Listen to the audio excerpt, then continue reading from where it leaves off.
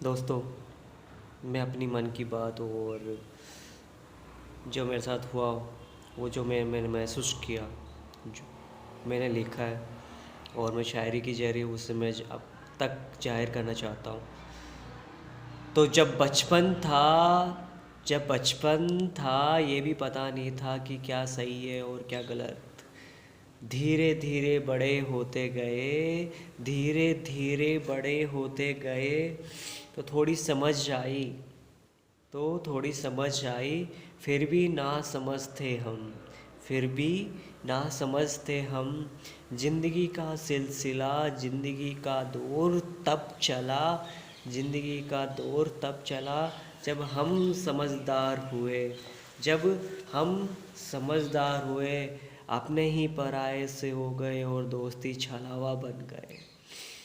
अपने ही दिखावा हो गए तब किसी एक ने थामा हाथ, वो भी आगे जाकर काल बन गए, वो भी आगे जाकर काल बन गए। उस वक्त माँ की बातें समझ नहीं पाया, उस वक्त माँ की बातें समझ नहीं पाया। तब आया तो अनमोल हीरे जैसी माँ को नहीं पाया।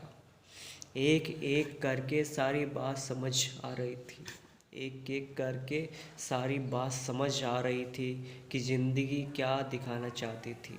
सच्चाई सच छाया मेरी माँ के रूप में पाया, सच्चाई सच छाया मेरी माँ के रूप में पाया। वो समझाना चाहती थी कि ज़िंदगी क्या है, वो समझाना चाहती थी कि ज़िंदगी क्या है।